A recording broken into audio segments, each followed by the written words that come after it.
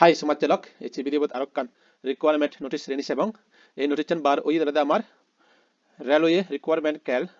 north eastern railway Gorakhpur এই নটিছন publish করা হয়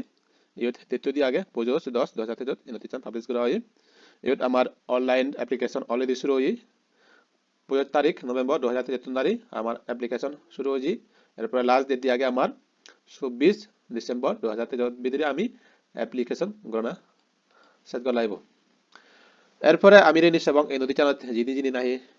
বেসিক এলিজিবিলিটি ক্রাইটেরিয়া লাগা হয় সেই নটিছনে বানায়ত আলাপ গুরিবং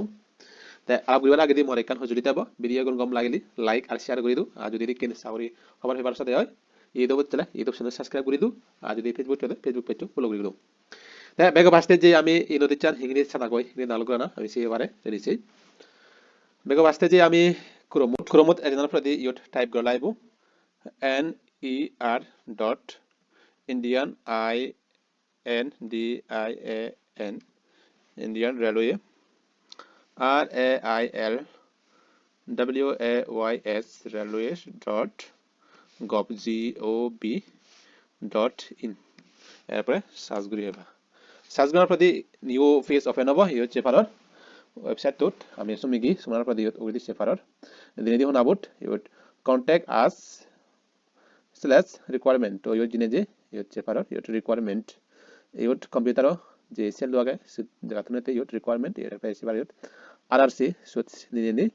ইউট সেফারার 6 নাম্বার ওয়ার্ড অ্যাক্ট অ্যাপ্রেন্টিস ট্রেনিং নোটিফিকেশন সুত ক্লিক করিনে ইউট আর কান নিউ পেজ ওপেন ইউট সেফারার ইউট আমার এই সেফারার ইউট 26 নম্বর বই ইউট অ্যাক্ট অ্যাপ্রেন্টিস নোটিফিকেশন 2023 এন্ড 24 ইউট পাবলিশ করি ডেট টু ইউট তো 24 নভেম্বর 2023 নটিছন পাবলিশ করা হয় ইউট যদি অ্যাপ্লিকেশন দিবার সাথে ইউট দরাদি দি আগে অ্যাপ্লাই অনলাইন ইউট ক্লিক করি নিজে অ্যাপ্লাই করি পারিবা তো সুট ক্লিক করে নিয়েছে ফারার ইউট ওপেনিং ডেট দি আগে 25/11/2023 লাস্ট দি আগে 24/12/2023 এরপর ইউট দরাদি দি আগে অনলাইন রেজিস্ট্রেশন নিয়ে তুমি নিজে অ্যাপ্লিকেশন করিবা তাই মই সেট নজাগর মই আর ব্যাক করঙর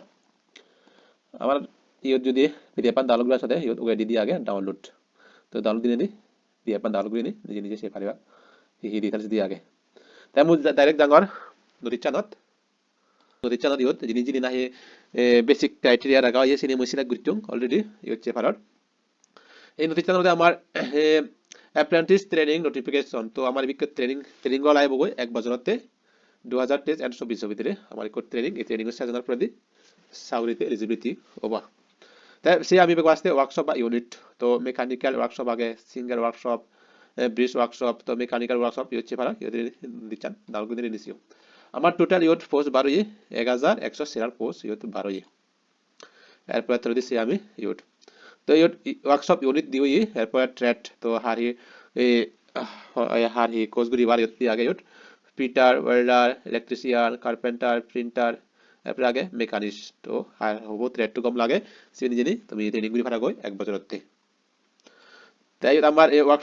মেকানিক্যাল ওয়ার্কশপ গ্রুপ প্রতি আমার টোটাল ভ্যাকেন্সি 12 411 গান ইউট ক্যাটাগরি অনুযায়ী আমার পোস্টটা নিবা করে দিই তাই আর আগে আমার এক সার্ভিস আলাদা রিজার্ভেশন রজি গই আর জীবন নাহি লেঙ্গা দুট রাতে আলাদা ইউট রিজার্ভেশন রজি আমার আমাদের 1 বছরতে ট্রেনিং এরপর আমি সিঙ্গেল ওয়ার্কশপ গোরখপুর কার্ডট ইউনিট দিয়ে আগে ইউট টোটাল পোস্ট বাড়ি আমার 63 গান ইবিও সেম 1 বছরতে ট্রেনিং এরপর ব্রিজ ওয়ার্কশপ গোরখপুর কার্ডট 12 ইউট আমার পোস্ট টোটাল ইউট 35 চান 35 ইউট দিয়ে আগে আমার পিটার মেকানিস্ট ওয়েল্ডার যার যে ট্রেড কম লাগে তুমি সিবি দিনে 1 বছরতে ট্রেনিং করে নেব এরপর সে আমি ইনি কানে সেও মই আর ইনি ডিসকাস না লগর এরপর সে আমি গন্ডারা চি আমি ইউনিট টুট তো ইউথি বারে ওয়েল্ডার ইলেকট্রিশিয়ান মেকানিস্ট তো ফিটার ইউট টোটাল বারে আমার 90 আন তো সেম ইউট 1 বছরতে ট্রেনিং যা যে ট্রেড কম লাগে সিবি অ্যাপ্লাই করি হারিবা এরপর সে আমি ইউট এজ লিমিট বয়চান সে আমি ইউট 15 বছর হইতে আমার 24 বছর বয়চান লাগিব ইউট আমার 25 নভেম্বর 2024 ইউট বয়চান কাউন্ট করা হবো এই তারিখ লয় এরপরে যারা না এসসি আর এসটি ক্যাটাগরির মধ্যে আগন তারাতে ইউট 5 বছর এক্সট্রা বয়স বাড়ি দিই এরপরে জীবন OBC তাতে 3 বছর আর জুনিয়র লেঙ্গাদুর তাতে 10 বছর বয়স বাড়ি দিয়ে আগে এরপরে এসেনশিয়াল কোয়ালিফিকেশন আমি নিচে সে নম্বরত ইয়ত কোয়ালিফিকেশন দিও আমার হাই স্কুলত 10 উইথ মিনিমাম 50 হয়তো আমার মাধ্যমিক বা 10 ক্লাসত ইয়ত 50% নিনি পাঁচ গলা লাগিব মাধ্যমিক এন্ড ITI তো ITI সার্টিফিকেট লাগিব ITI সার্টিফিকেট ইয়ত 11/2023 ইয়ত ওই লাগিব সার্টিফিকেট এরপরে আমি তোরা দিছি এটা নদী চান এরপরে আমি এই সেই 5 নম্বর ফিজিক্যাল স্ট্যান্ডার্ডস ইয়ত তো মেডিকেলি ফিটনেস লাগিব ইয়ত অ্যাপ্লিকেশন করতে গেলে এরপরে সে আমি 6 নম্বরত ফি তো অ্যাপ্লাই করতে গেলে আমার ফি লাগিব দে যেগুলো জেনারেল এন্ড OBC তারাতে 100 টাকা ফি লাগিব আর যেগুলো SC ST EWS এরপরে লেঙ্গাদুর ওমেন মিলিগুলোতে তারা 100 টাকা লাগিব মাগানা অ্যাপ্লাই করি হারিবাক এরপরে আমার ঈদ আগে মোড অফ অ্যাপ্লিকেশন তো অ্যাপ্লিকেশন করতে গেলে আমার অনলাইন মাধ্যমে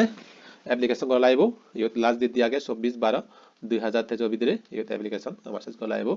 ওয়েবসাইট তৈরি দিয়ে আগে www.ner.indianrailway.gov.in ওয়েবসাইট দিয়ে যে তুমি নিজে অ্যাপ্লিকেশন করি পারিবা বা পিডিএফ পান ডাউনলোড করি পারিবা এরপরে মোড অফ সিলেকশন তো সিলেকশন কি করিবা কি হচ্ছে পারে মেরিট লিস্ট থেকে না যাব তো মেরিট লিস্ট না গেতে গেলে আমার 10ত আমার মার্কস কম লাগিব 10 প্লাস আর যদি ITI সার্টিফিকেট আমার ITI সার্টিফিকেট ইয়ত মার্কস লাগিব তো যার যে ITI এবং 10 মাধ্যমিকত মার্ক দো লাগত তার ইয়ত মেরিট লিস্ট এবার সব পাবো না ব্যাচ আর রুজি গই